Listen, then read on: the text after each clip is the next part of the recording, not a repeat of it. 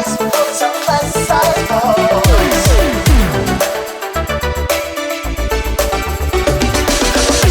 Professionals, totally sensational.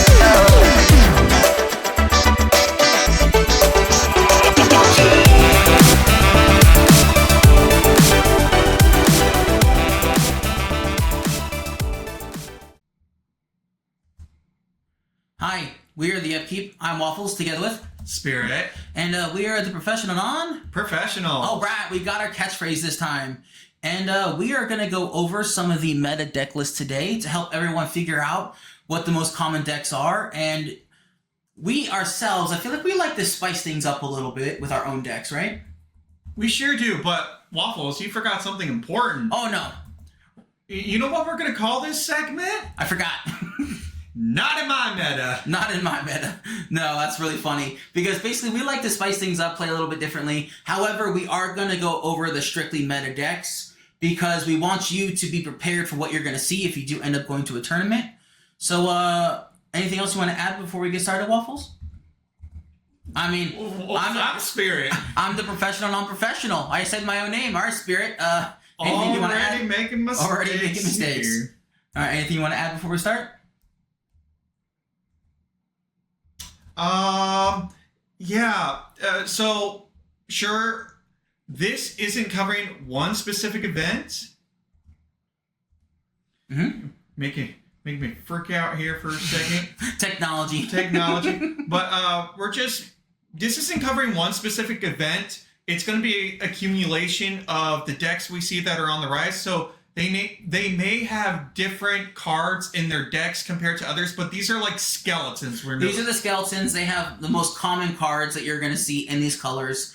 And I think that basically we're trying to get prepared for May for the set championship. So if you are with us, go ahead and let's go through these meta decks and find out. Yeah, join our journey as we try to be the very best without getting a YouTube there ever strike. was.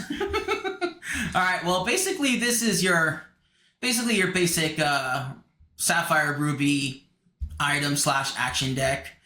Basically, the one thing I'm seeing here is that a lot of a card that you're going to see a lot of that this deck is not running is Maui Half Shark. And they play a couple more actions like Pirate Song to basically to gain lore off of that.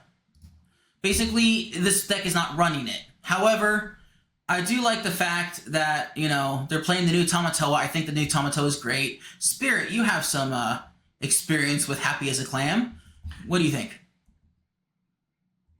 Yeah, I definitely have to say, Waffles kind of turned me on to just Ruby Sapphire items. He had never played Hiram Flaversham before. Can you believe it? Yeah, it's surprising. So it's kind of rising up as one of my faves. But for this deck list in general, they definitely have some high removal. Looking at the Maleficent and the Tamatoa. But Waffles and I have been witnessing that one card that's been jumping in and out of decks is the Lucky Dime. Correct. Sometimes it's in there, sometimes it's not, so you got to be prepared for it just in case. And like I said, a lot of these blue-red decks they do play Maui Half Sharks and the Pirate's Life for me, which means they can get back their Be Prepared and stuff. You know what I just realized? This deck's not playing Be Prepared. It's not. And you know what's even more surprising? What? I mean, the removal is the Maleficents and the Brawl and the Sisus, yeah. But what you can always be assured if you verse one of these decks is they're always going to have Brawls, they're always going to have T-Pos, and Hiram is always something they're going to have in basically, sales. Besides this deck, I feel like every other deck will have Be Prepared, and Sisu's the 8-drop is going to be very common. So I think basically that's all we need to go over here. There's nothing super surprising. The rest is pretty much basically what you're going to see in Blue-Red or Ruby Sapphire. But yeah, I feel like this is just a good showing of the most cards you're going to see, and we've named the cards that you will see that are on here. So let's go ahead and move on to the next one. This is going to be a Steel Sapphire item list, which I'm very excited by this list only because they're playing the Last Cannon. I've been playing the Last Cannon since set 2, so I'm pretty excited about that. Basically, this deck list is all about getting Belle out on turn 1. You can sacrifice an item, bring her into play. Buy all your different 1-drops. You got 10 here. And then basically it's just play some creatures, ramp, and control the board. Spirit, what do you think? Also, for those keen eyes, yes, we're gonna the credit where credit's due. Whose deck list this is? Yes, they Right are top up at of the top. screen. Yes. So fear not.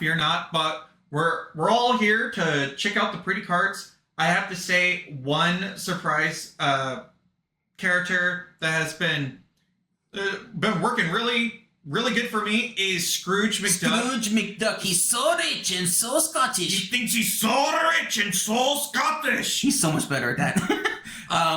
But I actually like the Cogsworth in this list. I think it's pretty cool.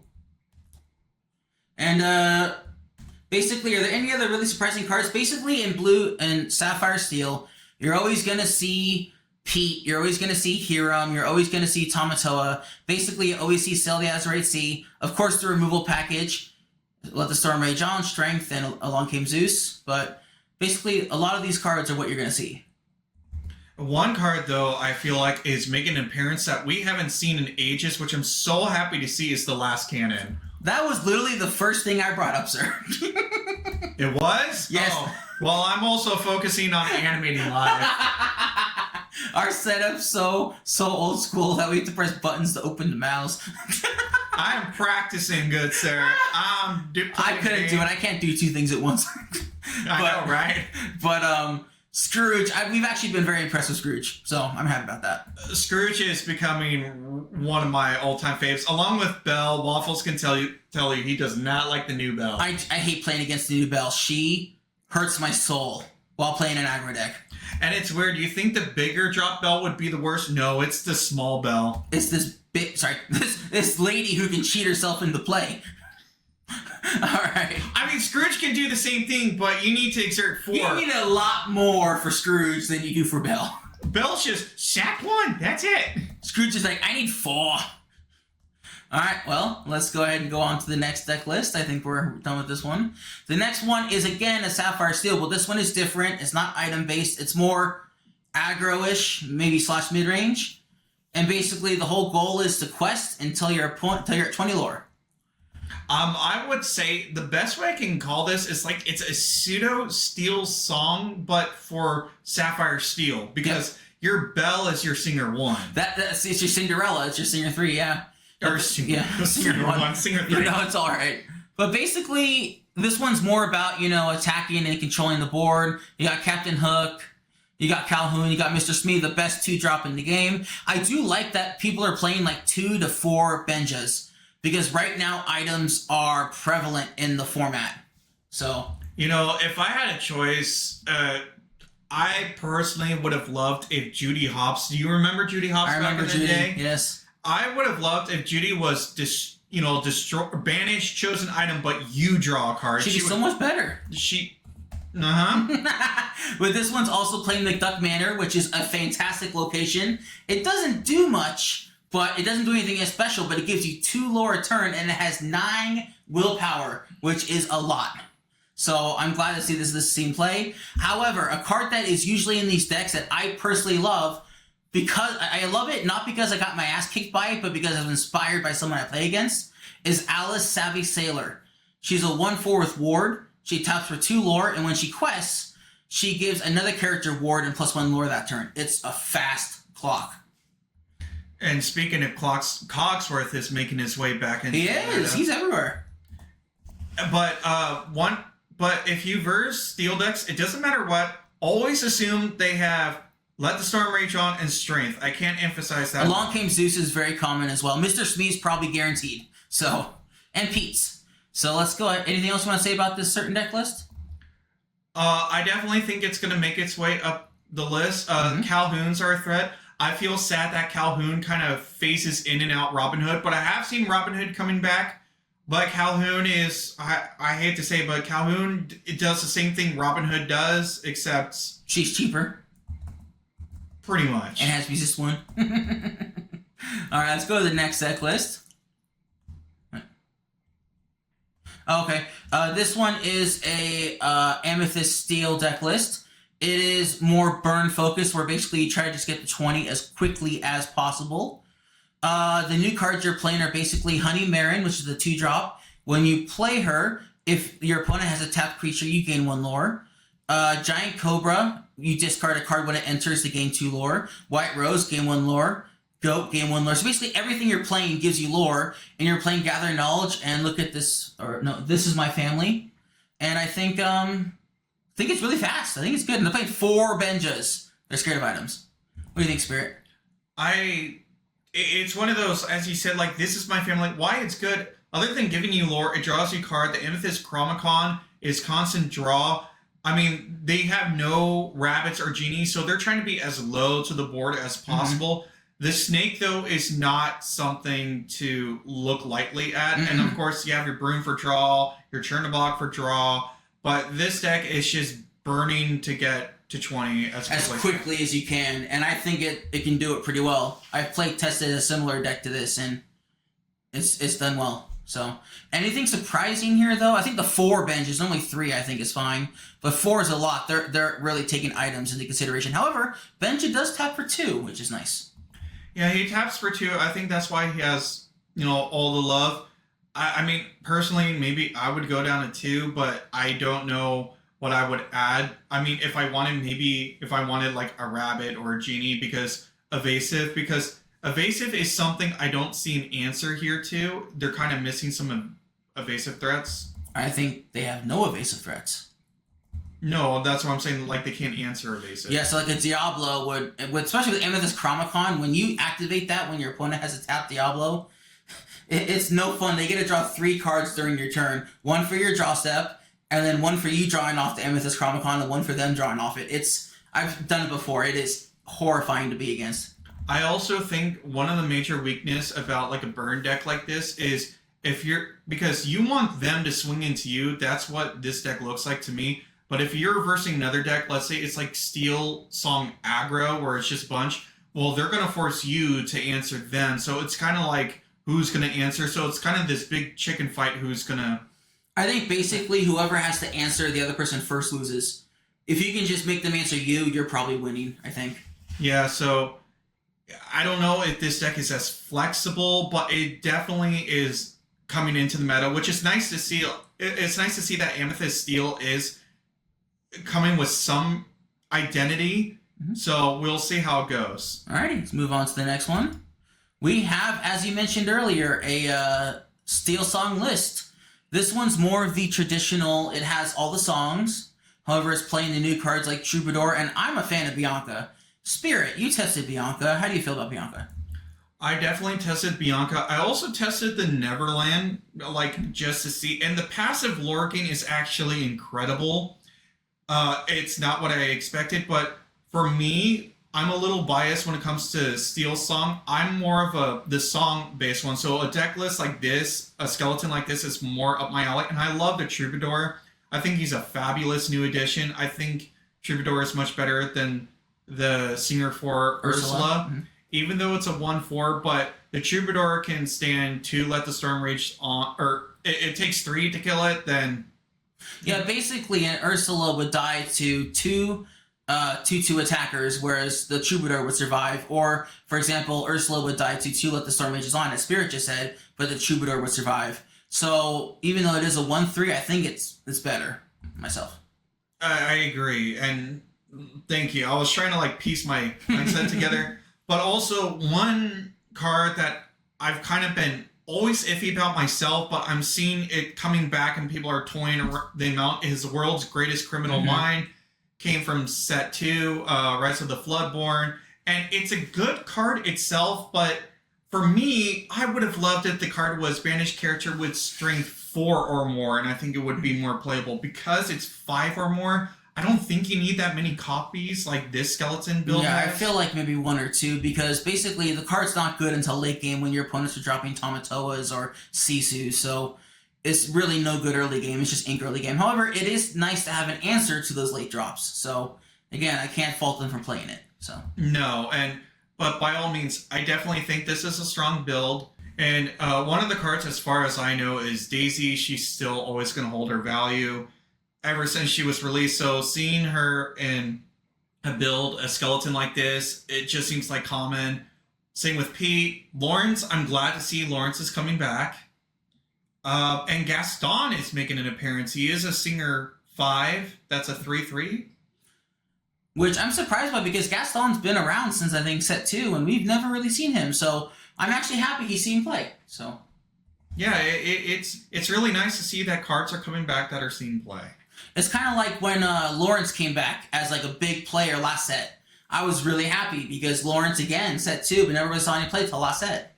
So yeah, so I'm pretty satisfied with this skeleton. What about you? I'm satisfied as well. I think it's pretty good. I think it's going to be a top contender. Should we go to the next one? I agree. Okay. So this one is an Emerald Steel discard list. Spirit. This is near and dear to your heart. How do you feel about this one? So, I mean, as the Emerald Steel ambassador, but in all seriousness, this is a skeleton build I've been trying to figure out for quite a while because everyone's kind of playing the same, like the Diablos. Docs I've been jumping back and forth between. Sneeze has proven it's that the amount of Ursulas and Prince Johns are always debatable. The new Pete, I think, is fantastic. And even Muses, sometimes I play Cricket, sometimes I don't. But the amount of Hypnotize. But I definitely agree for someone who's new to Emerald Steel who wants to try a build like this is definitely a great skeleton. Yeah, I think, like Spirit said, the Prince Johns are always debatable how many you want to run. Because sometimes you run 4, you end up with like 2 Prince Johns and no discard, and it doesn't do anything for you. The new Pete, as Spirit said, is phenomenal. The fact that it has Resist 1 is great, but also your opponents can't exert characters to sing songs. It's amazing. And basically, all the discard you could want, you have Hypnotize, you have Sudden Chill, which you can double sing off of Ursula. You got the other Ursula, which discards. We don't talk about Bruno, a favorite of ours if you've been watching us. It is one of our favorite cards, and the Hidden Cove has proved extremely valuable. Yeah, because usually your Emerald characters, they're low on strength, but they quest for a lot, so just giving them 1 extra can actually make a huge difference, and the bonus willpower, always good. And like Waffles brought up, we don't talk about Bruno. The day they showed that card, I was excited about it. I'm like, this is a good card, and Waffles doubted me, but as soon as we put it into practice... I did not believe you at first, but now I'm a believer. However, the Hidden Cove, it doesn't seem like it's much, but trust us, it adds a lot. Because, for example, we played the other day, Spirit, where you had a Diablo at Hidden Cove, and I'm like, haha, I gotta fire the cannons. You're like, okay, it takes 2 damage. I'm like, what? And you're like, it survives. I'm like, oh shit, okay, take backsies. Yeah, it's one of those. And what's great about Hidden Cove is the 6 willpower. It can survive hits from people with 5 power, so you need like a Maui to take it down, which is really nice. Alright, anything else you'd like to say about this current deck list, Spirit? No, I think if you're new to Emerald Steel, it's definitely a great skeleton to look at the springboard off of. Let's go ahead and go to the next one then. This one is something Spirit told me about. So Spirit, why don't you start us off with this one? So, ever since the newest set, Arcasia's Island, they had a new... what would you call it, archetype that it wasn't tempo, but they were trying to make Amethyst Emerald a thing with discard in mind, and they had all the Emperor's New Groove characters, but they themselves took a while to get on the field, but this came out of nowhere and is starting to make an appearance. I think it's really interesting. The fact that you have so many Diablos to shift onto means you're always going to have a shift target. And I think just you have the classic discard package. You got Ursula, Prince John, Sudden Chill, Hypnotize, we don't talk about Bruno, and Lucifer the Cat. Is that the right name? Okay. And basically, the things that I'm seeing here that are like one-ofs that are interesting are like the one Iago. I get it's a big body. It's not bad. And then the one Improvise intrigues me. Well, the Iago, look at it. It's a 4/6. It can take out genies. It can take out Diablos. Mm-hmm. It's just big. It's really big. And then Elsa, ever since I played Blurple last set, Elsa has proven to be like the key to winning so many matchups. The ability to tap down something is just phenomenal. Yeah, you definitely... Like, I overlooked that card in the first place, but whole howdy, we sure ate humble pie that day. Oh, yeah. All right, well, I mean, this deck list is really unique. I really kind of like what's going on here. However, I don't think it has too many results yet, but keep an eye on it for the future. I think it'll keep showing up. So, Spirit, anything else you'd like to say about this certain deck list here? Yeah, the one that surprises me actually is the new edition, the new Amethyst Emerald Diablo, because it has evasive, it's a 1-2, but it has Challenger 2. So when you swing in, it's a 3-2, which is really nice. You got the Merlin Crab to bounce with your Madam Min. Fox just increasing the. If you're lacking power, that's definitely the package to go with, and I think it's solid. The one Improvise is a great draw one, gives power. 4 Hypnotizes, it's like Hypnotize, I feel like maybe you can go 3 of if you want to Improvise. That way you have another draw source that's really cheap, but I can't deny this looks like it's going to come up. Yeah, and this list seems to have a lot of evasive, so I like that as well. And maybe the Improvise is for, like, for example, that Amethyst Emerald Diablo to be able to kill a genie, get +1 power, kill a genie or something important. So that's really cool. And the Crab could also let it kill Iago's or Elsa's, so I think that's really sweet. So let's go ahead and move on to the next one. This one is Amethyst and Ruby deck list. However, Amethyst Ruby kind of has been falling off a little bit, but I feel like it'll be back someday. The basically you got the normal 1-drops. You are missing Trinbox followers, which is interesting. You got the Cusco's. You got the new Queen of Hearts losing her temper. I like that. You're playing the 3-drop Sisu with no Flins, but again, I think Sisu's just fine by is it her or him? Herself. And the really interesting card, which I love, is the 2 Hydras. That is fun. Like, I think that's amusing, and I love spiciness in deck lists, so that's great.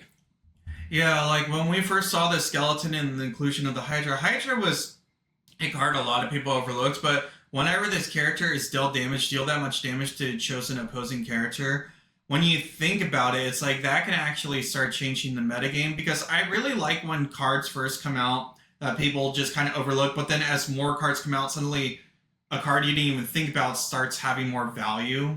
I love that as well. I think that's super fun that older cards become more important as more sets come out. I think that's great. I like the Tremaines, I like the Mauis, I like the Elsas. I mean, everything else about this deck list is sweet. The one thing I'm questioning is the Queen of Hearts. The 2-drop is because you don't have a way to damage it yourself, as far as I can see. However, same with the Hydra. So you're really relying on your opponent's tapped creatures, or basically. So I'm wondering about that. Spirit, what do you think about that? The Hydra itself, I think, is fine, but the Queen, I'm questioning. Like, if you wanted to experiment with Teeth and Ambitions as one card that you can do 2 damage to one of your chosen characters and another 2 damage to opposing character, it's like maybe if you were I don't know what you would want to take out, because it's kind of tight, but if you were trying to be more low to the ground, then I can see the Lady Tremaines being taken out for like those songs or whatever, just to be lower to the ground. The only reason I'm kind of hesitant is like, not because it won first, it's just like because those late cards are pretty good. Tremaine's pretty important, yeah. But it's like if you want it to be low to the ground only because of more aggro decks, because Ruby definitely has one of the strongest late games, but if you lose the early game, it's hard to come back. Agreed. So I think we like this list a lot, and we love the spiciness of the Hydra. So let's go ahead and move on. So the last 2 are some favorites of ours. They're both going to be lemon lime, but very different. Very. All right, let's go ahead and go to the first one. So this one is something I'm working with the Chernodog. However, I call mine Chernodogro because it's very aggro, and it's kind of a pet name of mine. So basically, I'm playing almost all the same 1-drops. Instead of Nala, I'm playing Little John just because I like Little John. Playing 3 Pegasus, 2 Tamagogos. However, I'm not playing the Prince that they're playing, which is interesting. The 0-5 Bodyguard is pretty nice. Basically, my whole point of my deck that I'm using, and this is very similar, is that you just want to go wide. Go as wide as you can, quest for as much as you can, and when you get bored wide, play a Chernobog, or play a Lady and get stuff back. And basically, I'm in love with this list. According to this website we got this from, it is tier 3. However, I think it could be better than that. I feel like it could be good. And for those curious, if you're not familiar with like tier terms, like, you know, for those new to games, usually like tier 1s or tier 0s, those heavy players are like the best of the best. So like tier 2 would be kind of like it's good, but it's not like first. And tier 3, it's like, well, no one really plays it, but you play for funsies. And honestly, the Tramp card, the 7-drop Tramp, has been so much fun to play for like 2 or 3 ink. And then you just draw a Chernobog off like the 4 cards you draw and discard everything but your Chernobog, so you're ready to slam it. It's phenomenal. I'm also playing Dale in my list to mill 3 cards, which means put the top 3 cards of your library into your graveyard or discard. And basically you shrink something for 3 power till your next turn, which has been relevant, so they can't challenge my tiny guys. So. Yeah, when Waffles played his Chernodogro against me, I was really surprised with just how quick this deck can get out of hand. Definitely take a slice of humble pie for just... I'm going to be honest, I never been the biggest Lady in the Tramp fan, but holy crap, the synergy is strong.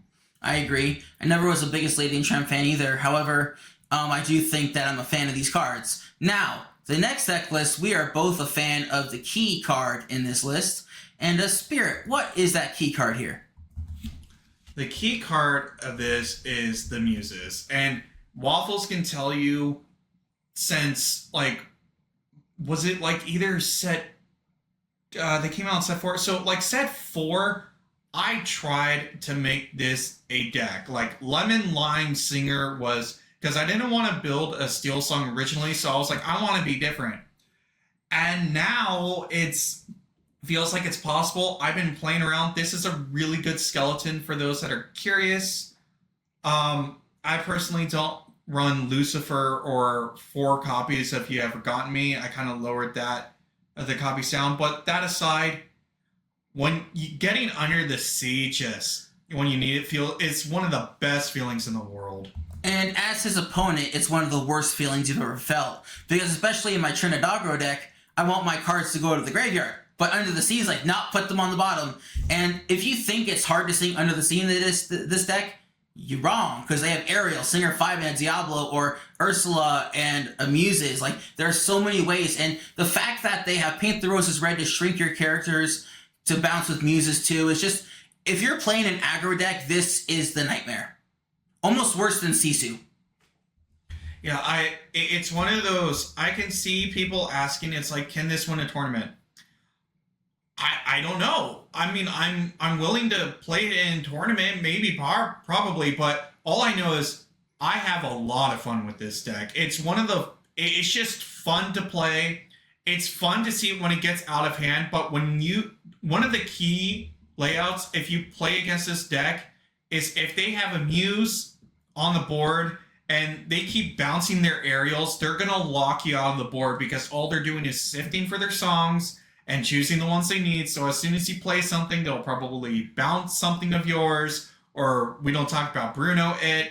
And when they wipe your board by putting it on the bottom of your deck, you wish you were versing a Be Prepared instead, because at least you have it in your discard. When it goes to the bottom of your deck, it's just like, whoop! Yeah, it is, I can vouch personally that this deck is scary. I think it has what it takes. I feel like there's no new cards in this deck list personally, but Spirit's been trying out Pacha. It's a new 3-drop Emerald card, 3/2, that if you have more cards in hand, it taps for 3 instead of 1. And it's very easy to have more cards in hand than your opponent when you're making them discard. So. Yeah, and it's one of those, now, I made this mistake. If you're choosing between, say, your turn 3 to play Ariel or Pacha, always choose the Mermaid. Just, even though the 3 lore is tempting, choose the Mermaid. I agree. And basically, we are in love with these 2 Lemon Lime lists, and they are very different, so we don't have to share cards. They're all pretty different. And I'm thinking about, we're trying to make these tournament worthy. However, if they end up not being, we do also have other decks. But honestly, we just wanted to share with you what the current metagame was. And honestly, if you like these videos from us going over deck lists and our opinions, let us know in the comments below. And then if you have any suggestions on videos that you'd like us to make as well, leave comments. Yeah, we always appreciate that. And, well, you know, we love playing games and whatnot. Lorcana is definitely one of our biggest passions. From day one, Waffles and I knew this was going to explode. Not tooting our own horns, but We are glad to see this game is still going strong. The creativity is still there. The meta keeps changing, and it's just exciting with every set. You think it's going to go one way, but then it completely does a left turn, and it's just like, wow. Yeah, it's always fresh, new, and exciting. We love it, and new sets do change it up quite a bit. However, like we said, old cards will come back that have not seen play in a while because new cards make them relevant again. And we love this game. That's all we can say. And basically, I think that's all for me, Spirit. Anything you want to say before we end the video? Yeah, if you do enjoy us reviewing these decks, or heck, if you want to send us your own deck list and we take a look at it, and if you want our personal opinions, how to change it or whatever, that is, if you want an unprofessional professional opinion. No, it's non-professional. He's so non-professional. I said unprofessional. I know, I messed it up. We're the professional non-professional. We can review your deck, but we can't guarantee it'll be professionally done. But we will have fun. I think that's what matters at the end of the day. Agreed. So why don't we go ahead and wrap up this video. Thank you everyone for joining us. Once again, we are the Yupkeep. I'm Waffles together with Spirit. And we will see y'all later. Bye-bye. Bye-bye.